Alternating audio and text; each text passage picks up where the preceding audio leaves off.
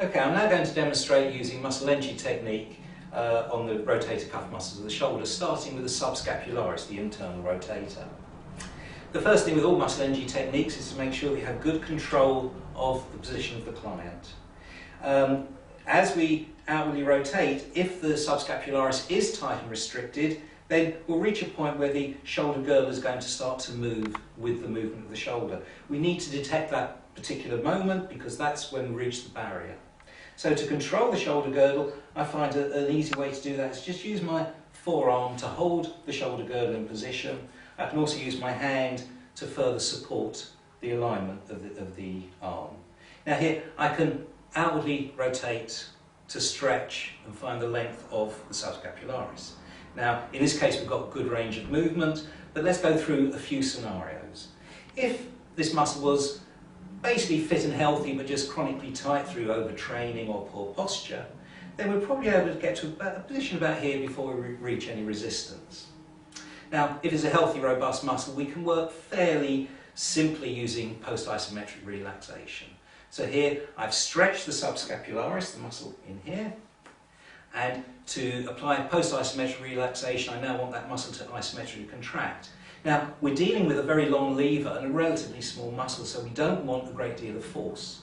So to encourage only gentle contraction, I will use just my thumb and say, well, if you can just press your wrist up against my thumb, take a nice deep breath in, and relax as you breathe out. Wait for the muscle to fully relax and then gradually increase it to the new barrier position. And as soon as I feel the shoulder girdle under my arm want to move, I know I'm at the new barrier position. But what if the muscle had been recently acutely injured? If there's an acute trauma, we'd probably only get to about this position and already should be feeling some discomfort because we'll be stretching the muscle. Now here we've lengthened out a muscle that's injured and is only just repairing. If we lengthen it out and then get it to contract that muscle, the chances are we're going to re-damage it. So for this situation, reciprocal inhibition is by far the safest technique to use. So again, I'll go and feel where the barrier position is, which would be, say, here. And then again, to encourage only a light contraction, I'm going to use just finger pressure. So now just press the back of your wrist against my finger. So that's contracting the opposing muscles, the outward rotators. And that will inhibit and switch off the tension in the subscapularis. And relax. And we can then just let it go to a new barrier position. But what if the muscle had been traumatized some time ago, was well on the repair, we could already get to about here. In this position we could actually combine the two. So from here I could start off with the reciprocal with post-isometric relaxation. Just press your wrist against my thumb. Take a breath in, and now we're going to switch to reciprocal inhibition. As you breathe out, I want you to push your wrist back against my fingers. Increase, increase, increase, and relax. So that's a way of using muscle energy technique in a variety of ways to work on a basically healthy muscle that's just a little bit tight, or an acutely traumatized muscle, which will probably only come to here, and something in the middle where we can combine both PIR and RI to get a very powerful effect. And now to treat the external rotators, the infraspinatus and teres minor.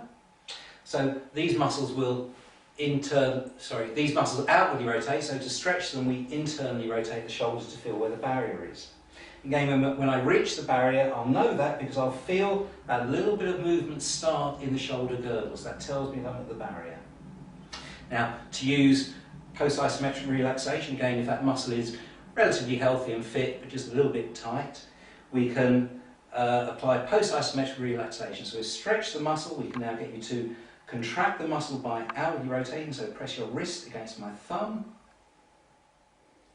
Take a breath in, and relax as you breathe out. And I'll just take that muscle further forward into the new barrier position until I feel that shoulder girdle try to move. Again, if that muscle has been acutely traumatized recently, we might only get to a barrier position about here. And for safety reasons then I'll only use reciprocal inhibition. So for that I'll say just press the inside of your wrist forward against my fingers. So this is now contracting the subscapularis, which inhibits the infraspinatus and teres minor, and relax. And we can use that inhibition to increase the range. And to combine the two, in this position we can say, okay, just press your wrist back against my thumb. That's post-isometric relaxation. Take a breath in. As you breathe out, I want you to press your wrist forward against my fingers. That's reciprocal inhibition, taking it to a new barrier position.